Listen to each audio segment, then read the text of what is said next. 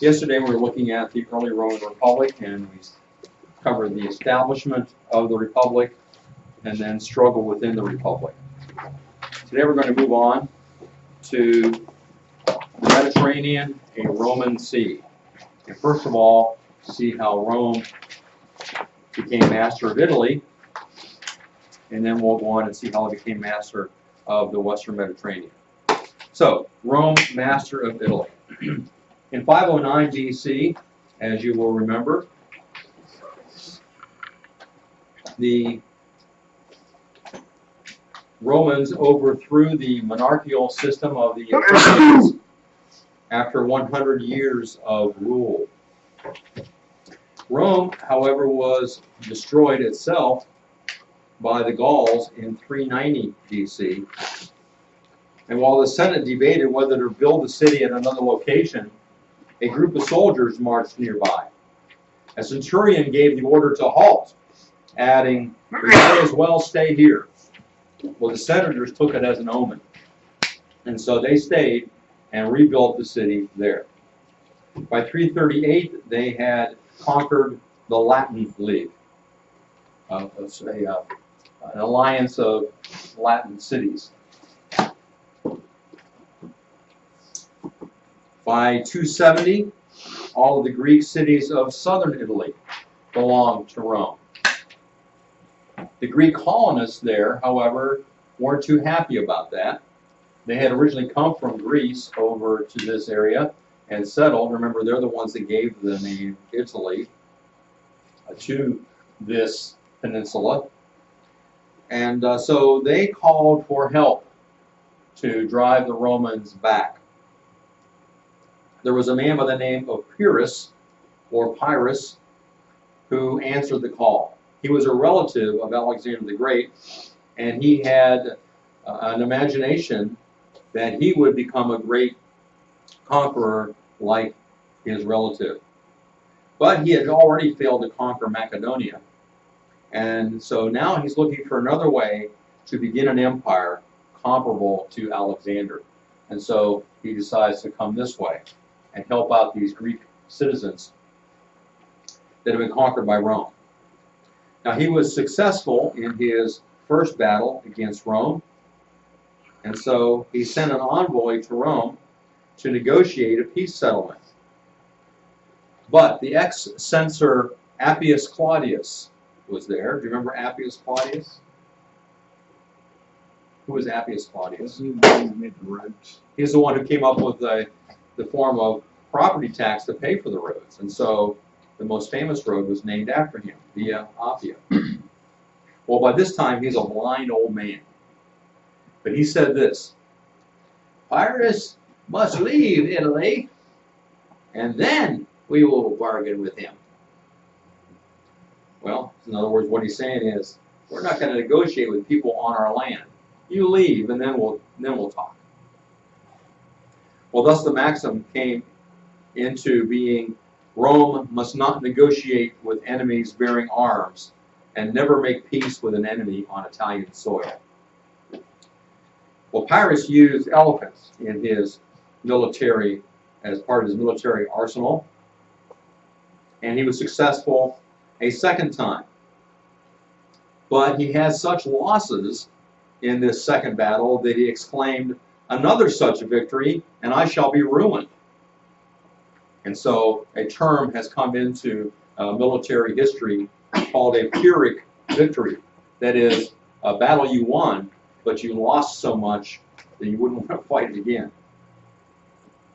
Well, this time, the people of Syracuse, the city down here in Sicily, asked for help against the Carthaginians. Carthaginians were from just on the other side of the water here in North Africa. And they had taken over much of Sicily, and the people of Syracuse wanted help to drive the Carthaginians out. Well, Pyrrhus gladly consented. And so he came in, having come to Italy and been successful here. He goes down to Sicily and drives out the Carthaginians. However, when he had done that, He then claimed lordship over Sicily. Well, that's not what they had in mind. They wanted help driving out a ruler, not exchanging one for another. And so they became angry and turned on him and drove him out. You wonder if they could drive him out. Why couldn't they drive the Carthaginians out? I don't know. It seems like they would be able to do so. So once more, he returned to Italy. And this time he was defeated by the Romans, forcing him to return to where he came from over here in Greece. Rome, when they conquered, pursued a policy of ruling with mercy and fairness over those peoples in the Italian peninsula. To many of them were granted independence, or some independence under the rulership of Rome. Many of them were granted Roman citizenship. Tribute was not demanded, but troops were. And so they demanded that the peoples that they conquered send some of their men into the Roman army. Now this turned out to be a good thing for Rome and for them, because the people that are conquered by Rome are allowed some independence, they're allowed some self-rule, and now their men, many of their men, are serving in the Roman army. So how are they going to revolt against Rome? And why would they? They don't have it so bad. And besides that, the Roman army is made up of some of the people from their own communities. So, you know, you're not going to attack them. So Rome was very smart in how they approached conquered peoples. Well, Rome became master of the Mediterranean in the following way. First of all, by way of introduction, we need to talk about Carthage and the Carthaginian Empire. Carthage was the main rival of Rome in this part of the Mediterranean. Now, does anybody remember who the Carthaginians were descended from? Who established the colony of Carthage? Phoenicia. The Phoenicians. Exactly, the Phoenicians. And they're over here. And what do we know about the Phoenicians? What do you remember about them? They were sailors. They were sailors. And so they had sailed all over this area, and maybe even further. And so they established a colony over here. And so the Carthaginians are also sailors, and carried some of the customs with them as well. They worshipped gods that were similar to what the Phoenicians worshipped. One god's name was Baal-Haman, and another one was Tanith. That then added to their traditional gods were the god Melkart, which means key of the city, Ashman, which means god of wealth and health, and a host of others. Following the practice of the Canaanites, they sacrificed living children to Baal-Haman, as many as 300 in a day. They did it by placing them on the inclined and outstretched arms of the idol, which then rolled off, and the child would roll off into the fire beneath. Their cries were drowned in the noise of trumpets and cymbals. Their mothers were required to look upon the scene without moan or tear, lest they be accused of impiety, of not having religious fervor enough, and lose the credit due them from the god. So the idea was, if the mother cries as her child is being consumed by the flames, then it might not even count for anything. You had to have the right attitude toward the god in order for it to mean anything. So that's the Carthaginian mindset. Now, understandably, that may not be entirely accurate, some have pointed out, because what we know about the Carthaginian sacrificing of children comes from Rome. They may have embellished it. But it doesn't sound too far-fetched if you understand the religion over here in the land of Canaan that we've looked at before. So this is Carthage. The Carthaginian Empire included the North African coast, southern Spain, Sardinia, Corsica, which is the name of the place where I was born. I wasn't born on that island, just a small town named after it, and part of Sicily. That's the Carthaginian Empire. And you can see why they would be at odds with Rome. They're right there in the same area. Let's talk about the differences between Carthage and Rome. Carthage was superior at the sea, on the sea, so as you would imagine, being Phoenicians. Rome was superior on land, so their soldiers were better on land. Carthage used mercenary troops. Do you know what mercenary troops are? What does it mean to be a mercenary? To get paid to fight. Right. So these are not native Carthaginians. They are people from other countries around that are being paid. So they pick up people from Numidia, Libya, other places around Spain, and they pay them to fight. Rome, however, used native troops. So not only the native Romans, but other people on the Italian peninsula that they incorporated in their army. And the Carthaginians were known for using elephants. All right, let's look at the First Punic War. Punic refers to the Carthaginians. It comes from the word Phoenician. The Latin for Phoenician is Punic. All right, so the First Punic War, and the Punic Wars refer to the wars between Carthage and Rome. The cause of the First Punic War was control of Sicily. The major events concerned Rome's naval tactics and the development of a means by which they could be superior. Now remember that Carthage had an advantage on the sea because they were people that were very good at sailing ships. So how is Rome going to counter that? Well, you can't force them to come ashore. Hey, I dare you to come on land. Come on, we'll get you here. No, they're going to stay in their boats. They're going to be out there fighting on the sea. So Rome had to come up with a way where they could even up things out on the sea. Here's a picture of the phalanges that they used, same way that the Greeks had before. Oh, there's one thing I wanted to say about Carthage before we get into the war. I forgot. And that is that possibly Carthaginians came all the way over to America. This comes from a coin. And on the bottom of the coin, there appears to be a map, which you can see here. And to us, it just looks like a bunch of squiggly lines. But to an expert like the professor here, he looks at this and he sees a map.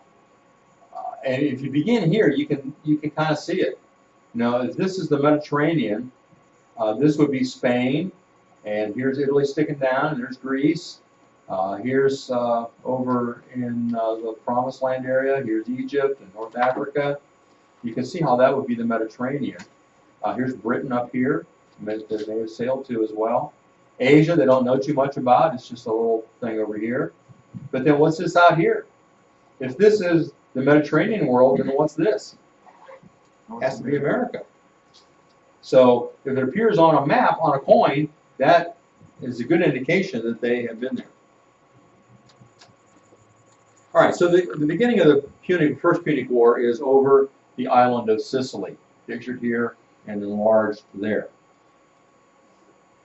The way that Rome figured out as a means by which they could defeat Carthage at sea was to try to use what they had to their own advantage. So what were they good at? Fighting on land. How do you do that when you're out on ships, on boats? How do you make it a land situation where you can fight hand-to-hand combat? Well, they devised a plank with a spike on the end. And when they got close enough to a Carthaginian ship, they would allow the plank to fall, and the spike would go into the Carthaginian ship and lodge itself there, attaching the two. The Carthaginian couldn't get away. Now, across that plank, their soldiers went and boarded the Carthaginian ship. Now, the Romans have the advantage because they're the better soldiers. And so they're able to defeat Carthaginians on their ships. Pretty ingenious, don't you think, for them to come up with that? And so it ends with Roman victory. This war lasts a long time. The last 9 years of the war, not much really happened.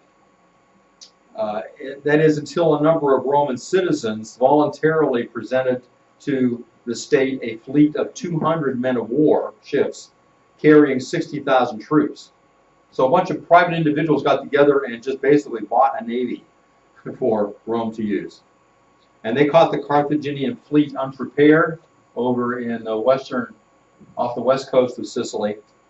And they so overwhelmed that the Carthage sued for peace. So what were the results? Well, first of all, Rome gained Sicily. That's where it all started. And Carthage was forced to pay for Roman losses. Rome had gone nearly bankrupt financing this war. They had to pay an annual indemnity of 440 talents for 10 years. All Carthaginian restrictions on Roman trade were withdrawn.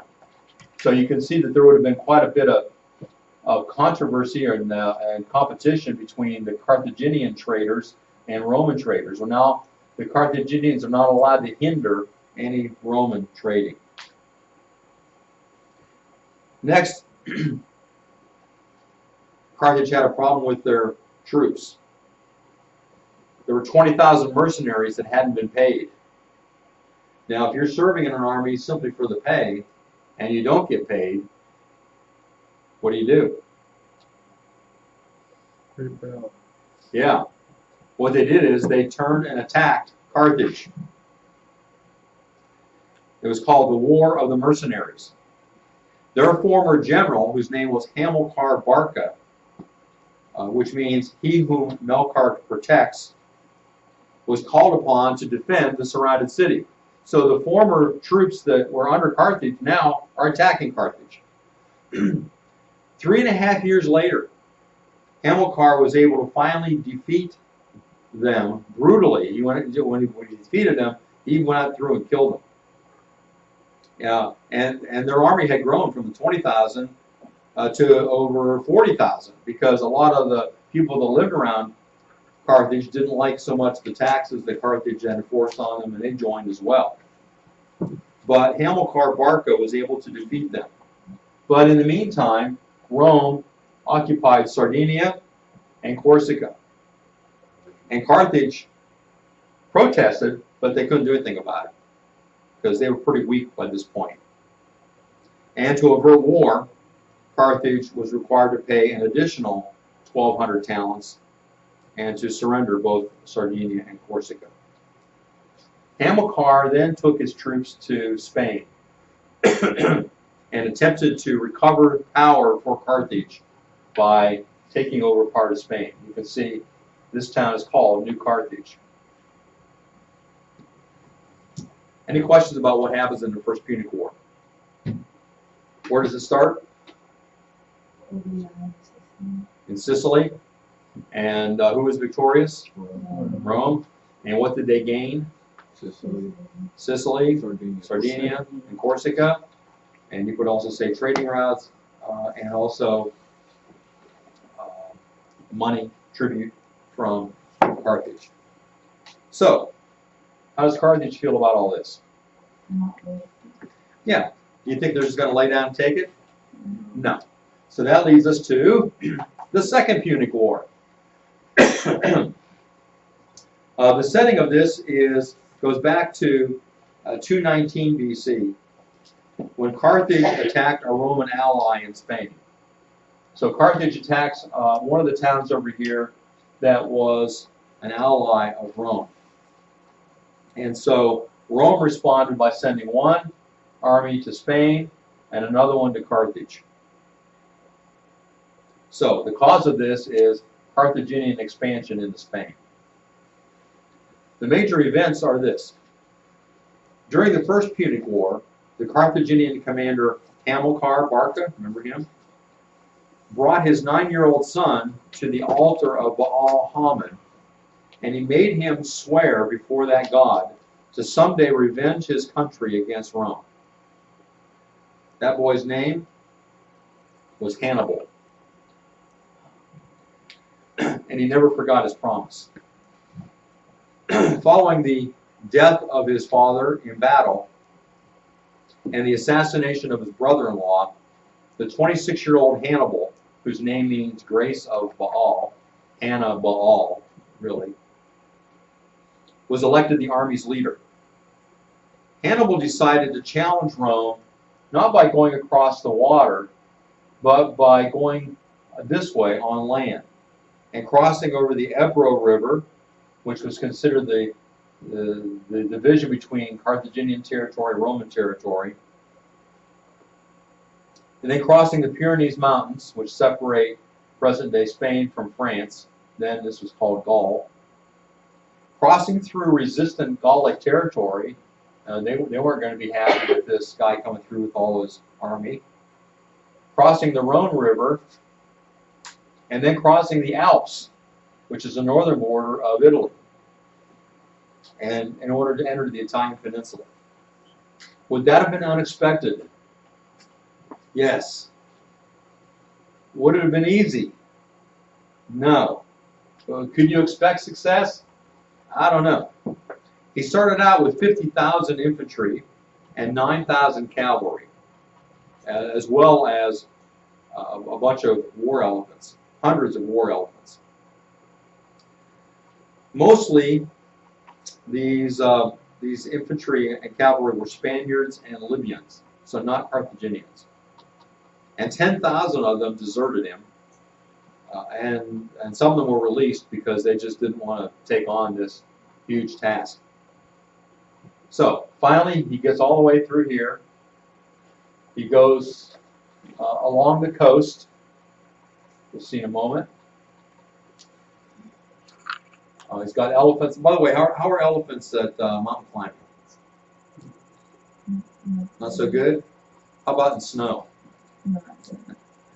They don't really function in snow very well, do they? That's what they're going to have to do. Okay. They go along the coast of Gaul, cross the Rhone River, and now here they come down through the Alps. Here he's finally gotten through the Alps, or you can see Italy. Here's a profile of him on a Punic shekel, if you wondered what he actually looked like. Well, in this trip across the Alps, he lost about half of his men. Not only from people falling, from people freezing to death, but they also were attacked by people that were living in those areas because they didn't want this guy coming through their territory either. So his army was reduced to about 26,000, and he lost most of his elephants. Some accounts I've read said he lost all but one. Others say that he had some left. I'm not sure which is accurate. An eye infection caused Hannibal to lose the sight in one eye. However, he did surprise Rome, and for the next 15 years, he gained many victories. After the initial defeat of the Romans by Hannibal, 2 new consuls were elected to lead the Roman forces. Remember, the consuls were the ones in charge of the military. One of them, Flaminius, pursued Hannibal with the understanding that Servilius, the other consul, would join him the next day. So he was hoping to push over against Hannibal, and then the other consul would come the other direction and kind of trap Hannibal. He was so confident of victory that Flaminius even brought along slave traders with fetters and chains for all the prisoners that he was going to capture. Well, as Flaminius moved his force of 30,000 along the path just north of Lake Trasimene, he couldn't see what Hannibal was doing because there was an early morning fog. As the Roman forces caught up with and then engaged the Carthaginians in battle, all of a sudden, out of the fog and the mist, there was a loud trumpet call. And then, out of the mist, galloped the Carthaginian cavalry that had been waiting on nearby hills. Can you imagine the shock of that? The Roman forces, unable to see what was happening and hampered by the terrain, were unable to maneuver their forces to meet the attack. They were caught by Hannibal's trap. And by the time Servilius arrived with his army, Flaminius and his men were all dead. Well, following the debacle at Lake Trasimene, Fabius Maximus was chosen as dictator with a 6-month absolute rule. Fabius decided to harass Hannibal rather than face him in open battle, and he was able to prevent Hannibal from obtaining food supplies. Because the plan was working so well, Hannibal decided he needed to lure Fabius out of the hills for a full-scale battle. He knew he could defeat him if they fought a real battle. So Hannibal set a nearby village on fire, hoping to draw Fabius out. But instead of Fabius coming out and fighting, instead he stationed his forces at a mountain pass to prevent Hannibal from going through it to rejoin the rest of his army. So now he has trapped Hannibal. So Hannibal had to come up with a plan to dislodge this enemy so he could get through the pass. So that night his soldiers rounded up a herd of cattle and tied torches to their tails. What happens when the cattle have fire on their tails? What do? They start running. Yeah. So they're running all through the foothills. Well, to Fabius, it looked like an army on the march with their torches. And so, thinking that was Hannibal's army, he attacked and left the pass going after the cattle. Well, that made it possible for Hannibal and his men to escape through the pass back to their camp. How do you think the people of Rome treated Fabius when he got back? Yeah, he was the laughing stock. Can you imagine? Oh, Fabius, chased any cattle lately? Well, when his term was ended, at the end of 6 months, he was dismissed, and 2 new consuls were elected to lead the army. That brings us to the famous Battle of Cannae in the spring of 216 BC. Now, the Roman army outnumbered Hannibal almost 2 to 1. Rome had 80,000 infantry and 6,000 cavalry. Carthage had 19,000 veterans, 16,000 Gauls they had picked up along the way, and 10,000 horses. The Roman legions attacked, forcing Hannibal to rely upon superior strategy to avert defeat. So here's the Roman camp, and here's Hannibal's camp. And they're lined up, ready to go to battle. And the Romans attack.